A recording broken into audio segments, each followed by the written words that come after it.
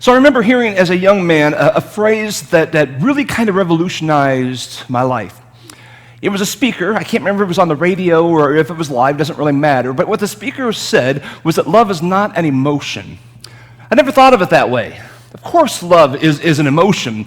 But he said love is something you can't fall into or fall out of. It's not something you can change from one day to the next. He said what love is a commitment. Well, I'd never heard it said that way before. Kind of blew me away. Like I said, it revolutionized my thought. That's not how I was raised. That's not how society works. We tend to view love through the lens of emotion. I fell in love with my wife, Cheryl, when we were dating. She made me feel good when I was around her. The sun shone brighter when I was with her. Food tasted better when I was with her. She met all the criteria, all this little checkoff list that I had of things I considered to be the perfect woman for me. But did you notice? Everything I said had everything to do with me. I felt better. Food tasted better to me. My checkoff list was all checked off. That's not love. That's infatuation. That's self-indulgence. That's emotion. Because what makes me feel good today may not make me feel good tomorrow. It can change. Obviously, that's the problem with this. One of the other problems is that there are two people in a relationship. If it's all about me, what about the other person? If it's all about them, what about me? There's not much room for both of us there. A relationship that doesn't make it to the next level will only be a marriage that lasts 7 to 10 years at most. Because at some point, all that emotion wears off. It's true with every relationship. When my children were born, I spent a private moment with each of them. And although, they were infants, I think we were still in the hospital even, they obviously couldn't understand a word I was saying. I told them how much I loved them. I told them how scared and proud and honored I was to be their dad. I was so proud. I was so excited. Man, the journey that was about to begin, I had no idea what was ahead of me. But it doesn't take long for even that emotional bliss to come to an end. About 3 dirty diapers in, and you're like, yeah, that's not so much anymore. Maybe I don't love you that much. Maybe I'm not that excited anymore. It changes pretty rapidly. Waking up every 3 hours in the night kind of takes away the edge pretty quick when it comes to your emotional bond to someone. If that love doesn't move beyond self-indulgent emotion, your family's going to be in trouble. And so I've learned to realize over the years that this statement that I heard as a young man was true. Love is not an emotion. He was absolutely right. Genuine biblical love is a commitment in spite of emotion. Now, the Apostle Paul wrote to a church in Corinth, and he defined love for them as well. He basically said the same thing in different words. He said that godly, biblical love is about 15 verbs. He lists 15 verbs, action words. Verbs are action verbs. He didn't say love is mushy. They weren't, adverbs or adjectives. He didn't say love is mushy. Love gives you warm, sweaty palms. He didn't say love is steamy and happy. He used a number of action verbs that describe the kind of commitment that defines love. Now, he's writing to a church, so he's talking about a healthy adult relationship, brother and sister in Christ. So it happens to be that the truth of what he says in 1 Corinthians 13 applies to the church. It applies to the people you work with. It applies to people in your neighborhood, your family members. It also happens to apply in your marriage. So what we're going to talk about the next 4 weeks applies to literally any relationship you have if you are in a relationship where you say, I love you. Whether you feel it or not, but it's a relationship of love. Scripture says we're to love one another in brotherly love. We're to have, people are to know us as disciples of Christ by our love. Then he defines what it is here in 1 Corinthians 13. He says love is patient. He says love is kind. Love does not envy or boast. It is not arrogant or rude. It does not insist on its own way. It is not irritable or resentful. It does not rejoice at wrongdoing, but rejoices with the truth. Love that bears all things, believes all things, hopes all things, endures all things. He says, love never fails. Now, like I said, there are 15 verbs mentioned here in the Greek text. We're not going to take 15 weeks to look at them. We probably should, but what I've done is combine this into 4 different categories. We're going to spend 4 weeks breaking these words down that define behavior, action, commitment that defines love.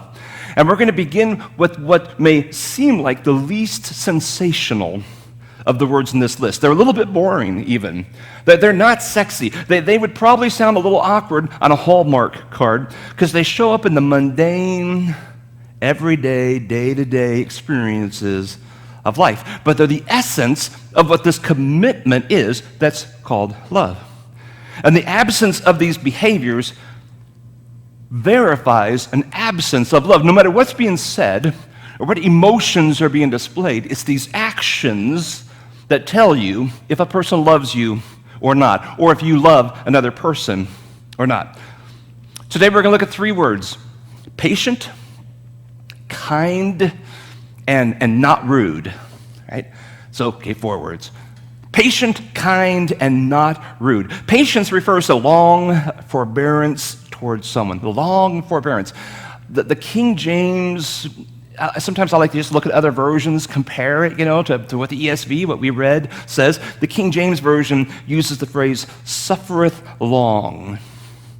Now, we don't really talk like that anymore, which is why I don't use the King James Bible. I never say, I suffereth long for you. I mean, just put that on a Hallmark, I mean, it doesn't really work. But it does describe what the word means really well. You know that thing that drives you crazy about someone?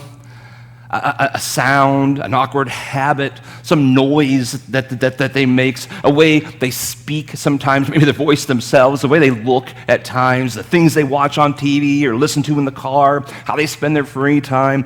Love suffers through the crazy, but the thing that's making your like the fingernail on the chalkboard sound and you're like on edge. Love suffers through the crazy and keeps it to yourself.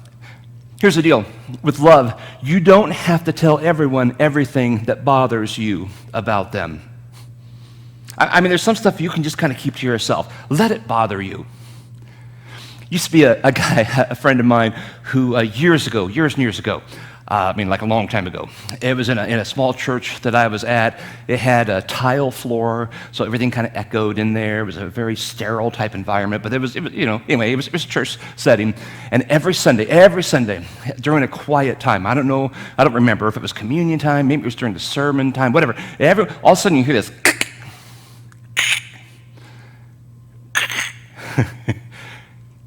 He was clipping his fingernails every single Sunday.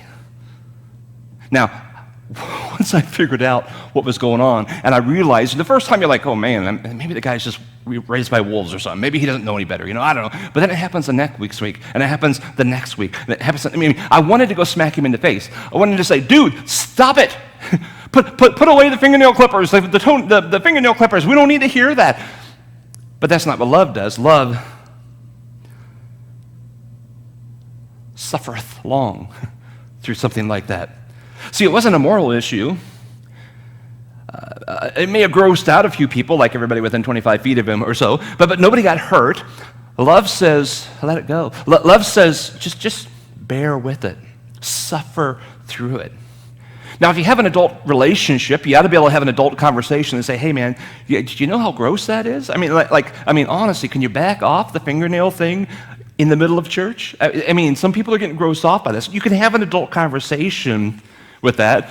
Maybe you can do it on the way to church. Maybe you can do it in your car, or do it some other time. And if he complies, that's really great. Everybody wins. If he doesn't, love is patient. It's not that big of a deal.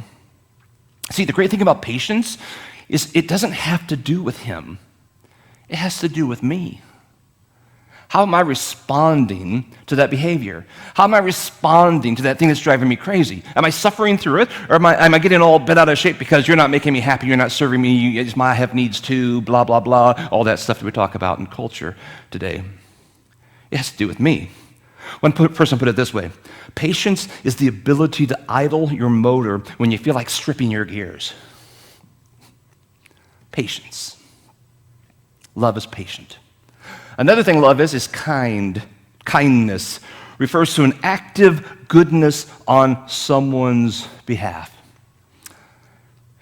So a number of years ago, a woman drives up to the Bay Bridge toll booth in San Francisco. She hands over 7 commuter tickets, and she says, "I'm paying for myself and the 6 people behind me."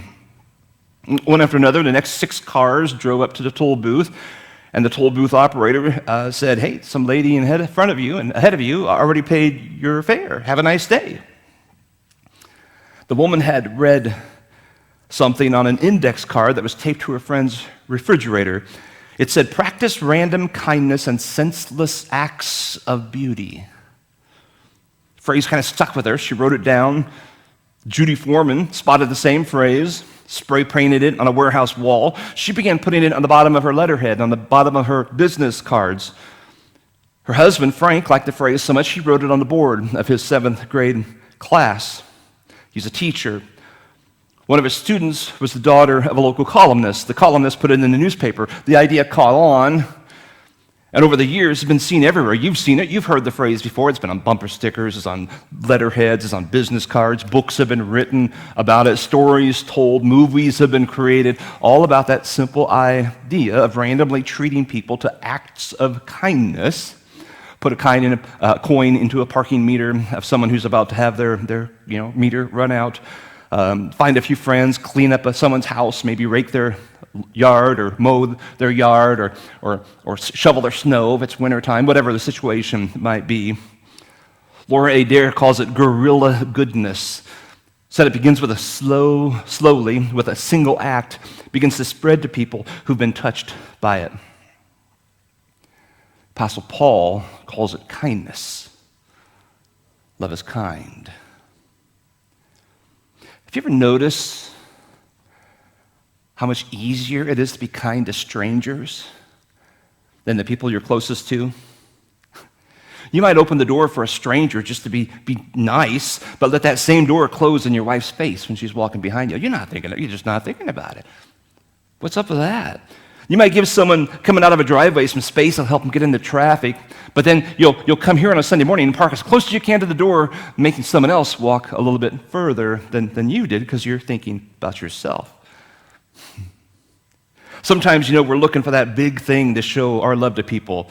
I'd jump in front of a bullet for you. Well, no one's really been shooting at my wife lately. No one's been shooting at any of my friends. So great, I can hold on to that. One of these days, if someone shoots, I'm going to jump in front of you, Or I'd give you my left kidney if I had to. Well, I'm pretty sure I won't have to. So we're waiting for that big act of kindness that we want to do. But kindness isn't about the big things or being a big hero. Kindness is made up of little things. It's the mundane, the small moments of a day, the simple acts of kindness, opening the door, moving a chair, doing the dishes. Neither one of you want to do the dishes, and one of you finally says, I'm just going to do that. Why? Well, I want to get them clean, but you know what? So does my spouse. I'll jump in there and do that. Maybe it's a warm gesture. Can it be a smile? It's kindness. In Matthew 25, Jesus looks to the future and he talks about a coming judgment that will come. And he says that on that day, this great judgment day, he's going to separate people into 2 groups. So there's going to be goats and there's going to be sheep. And each one will have a very different judgment. He says to the sheep, I was hungry, you gave me something to eat. I was thirsty, you gave me something to drink. I was a stranger, you invited me in. I was naked, I needed clothes, and you clothed me. I was sick, you looked after me. I was in prison, you came to visit me. Those are mundane little things. You gave me a meal. You said hello. You stopped by. You gave me a drink. Mundane, small acts of kindness. Now they're so mundane that the sheep, they ask him, the shepherd, well, wait a minute, when were you hungry and we fed you? When were you thirsty and we gave you something to drink? When was this? And in Matthew 25, verse 40, he says, as you did to one of the least of these, my brothers, you did it to me. A drink of water, a visit, a little bit of food, maybe an article of clothing. Wayne Smith is a preacher. Back when I was a young man, starting out in preaching, he was very popular, big major speaker, large, influential church, well-known throughout the nation, one of the largest churches out there. He passed away about 3 years ago. I heard him speak at a conference, a leadership conference, a number of years ago now, and it was shortly after he had retired from 47 years of a preaching ministry. And like I said, it was an influential church. He was well-known. I heard him speak live multiple times at conferences. He was one of those guys that, everybody was after. They all wanted to be like Wayne, and everybody wanted their church to be like Wayne's church. But he spoke at this conference shortly after he had retired from 47 years. He gave a very emotional talk and said, he had received hundreds and hundreds, probably thousands of cards and notes from people, thank you letters, after he retired. And he said every single one of them said things like, oh, you sat with me at the hospital when I was sick, or when my son was sick. You were there when my mom died. You brought groceries to our house, and we were really struggling. We don't even know how you knew, but there you were at the door with a sack of groceries. You helped me out when I was in college. And he was reading through some of these and said, after 47 years of being one of the most influential preachers in the nation at that time, not one note said, man, you were a great preacher. Well, I really respect the way you led this church. Wow, you really took us to new heights that we never thought. Nothing.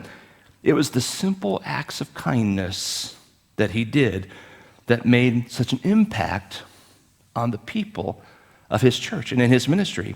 The simple acts of kindness that you do, that I do. Now, the risk of using an illustration like that is you're all thinking, yeah, Dan, go out there and do those kindness. No, this is you. This is me too, but it's you. You love the person in your small group. You visit them when they're sick. Or the person who's just a church member, the brother in Christ. You help them when they're down and out. You give them a drink of water when they're thirsty, a little bit of food when they're hungry. It's the random acts of kindness. Kindness that says, I love you.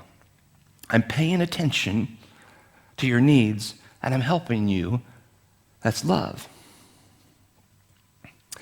The last one we're going to look at today is rude. It's not rude. Love is not rude. Probably kind of a weak translation. I don't say that too often in the ESV, but I'd say it's a little bit weak here. The New American Standard Version says, does not act unbecomingly. The King James, going back to that, says, doth not behave itself unseemly. Okay? Good News says, is not ill-mannered. If you notice, the other translations include, it's not just rude language. It goes beyond just our words. It implies an overflow into our actions. The rolling of your eyes when someone says something, you're like, oh, Not including someone in a conversation. Some theologians suggest it could even include sarcasm. What rudeness does is it crushes people's confidence. It crushes their spirit. It sours relationships. And let's be honest, we're all rude once in a while. Usually it comes out when we're hungry or when we're tired, all right? And we're angry, right? And here's the deal. That's not an excuse. You can't just say, well, you have to bear with my rudeness because I'm tired today, or I had a bad day at the office, or whatever. That's not. It just means you have to work harder to show your love. You have to try harder to not be rude. So what I want to do today, because like I say, we're all susceptible to this. We're all going to be rude sometimes. We're all hungry. We all get tired. We all have those moments. Maybe it's just a bad day. We're in a bad mood. Whatever it is, we all have those moments. I'm going to give you 2 rudeness stoppers to help you go the extra mile to show your love when you feel like being rude. When your emotion says rude, but your commitment is love, that's what this is. 2 two rudeness stoppers. One, be aware of your actions and your words. Just listen to yourself talk. Be aware of what you're actually saying. Be aware. Are you lifting people up or tearing them down? That person you say you love, are you lifting them up or are you tearing them down? Are you encouraging them verbally or are you beating them up? Whether it's a coworker, a spouse, a child, a neighbor, whatever. How are your words coming across? See, rudeness actually is a result of laziness on our part. Yeah, we're tired. Yeah, we're hungry. Yeah, we had a bad day. But I let myself down, my defenses down around the person I love. That's laziness. We will spend so much time during the day, even if we're having a bad day, even if we're hungry, even if we're tired, we'll spend so much time being extra polite to the people we work with, to the people who we're around, clerks at the store, the neighbor. We'll wave at them as we pull in down the driveway, and we get inside the home and we relax. And at that moment, we give ourselves permission to be rude to the people we love the most. Get over yourself. Don't lower your defenses then. These are the people you love. Don't be rude to them. Be aware of your actions and your words. And then secondly, once you're aware, actively plan to not be rude. Okay? Really intentionally, don't be rude. Politely engage people. Politely engage conversation with your spouse. Politely engage conversation with your children. Politely engage with your neighbors, with everybody. You know what? One of the most, again, you have to really think about it. Just plan to do it. But one of the most awkward things a person does, I believe, is go to church for the first time. Whether you're just going across town or you're on vacation, you visit a place, you don't know these people, or if you're just decided, maybe God stirred in your spirit, man, it's time to go to church, and you think, I'm going to go to church. It's kind of awkward, right? It's difficult. It's challenging to do that. It shouldn't be. It's filled with loving people, right? We love each other. We're the people of God. God, love people. It's all about love, right? But what happens is most of us, everywhere, whether it's work, the mall, at church, we tend to hang out in our small circles of 3 to 5 people, and trying to break into one of those circles is almost impossible. That's what makes it extra challenging. The closeness you have with your friends, that's a good thing. I mean, we try to have that here, but the closeness you have with your friends can be interpreted as rudeness to someone who's not in that circle of friends. Have you ever been on the outside trying to work in? You may not notice it here because you have your circles, hopefully. You have people you hang out with. Maybe they're part of your small group, things you've experienced, a life together. We both got sick over the donuts last week at church, and now you can share that experience and talk about how things went down. You have bonds together. Try to break into that circle is pretty rough. So we actually received a review on Google this past week. It's from someone who was here recently, and I'm going to let them say it because they're going to say it better than I ever could. They gave us a 4-star rating, which honestly they shouldn't have. They should have given us like a 2. But we've only had 5s before, so it caught my eye like, what? 4-star rating? What are you saying? And then I read the review and thought, I can see this happening. I can see what happening because it's just happens naturally. We have to intentionally make sure this doesn't happen for it not to happen, and sometimes we forget. Here's the review. They're revisited here on Father's Day. This is, obviously an abbreviated. Revisited here on Father's Day. It looked like they had lots of neat things happening with breakfast served, videos running in several places, highlighting church activities. And I'm thinking, yeah, that's right. How come you only give us a 4, right? But, here it comes. The whole time we were there, no one came up to welcome us, introduce themselves, or talk to us. My husband and I would have felt very uncomfortable if we had not known someone from here. Now, I know a very different pathway than this person experienced. I've never experienced that here, but I'm on the inside. I can jump into almost any circle, and you're like, hey, Dan, I mean, you have some type of history with me. I'm not new. This isn't my first Sunday. I don't feel awkward when I walk in. Sometimes we're being rude to people we're called to love, and we don't even know it. We're not thinking we're being rude. We're not trying to be rude. We're not thinking even poorly of them. We're just not thinking of them at all. At church on Sundays, actively plan to just say hello. Just say hello. You don't have to ask for the Social Security number. You don't have to ask them if they got any sin in their life they'd like to talk to you about before they leave, anything they'd like to confess. You just say, hey, good morning, how you doing? Oh, great, and move on. You know what? If 3 or 4 people do that, we're suddenly a friendly church. And no one leaves thinking, man, they were kind of rude. That's weird. It's that easy, but it has to be intentional. See, most of us aren't jerks. I'll let you figure out who is, but most of us aren't. We just get lazy sometimes. We get a little selfish sometimes when it comes to showing our love. I want to talk to my buddy over here and talk about how we both got sick over the donuts last week. I want to talk about how my team beat your team or how our team beat their team. But we're talking that stuff. We're not trying to ignore people. We just are. So the Apostle Paul makes it clear. He says that, show your love in the mundane stuff. Love is patient. Love is kind. Love does not envy.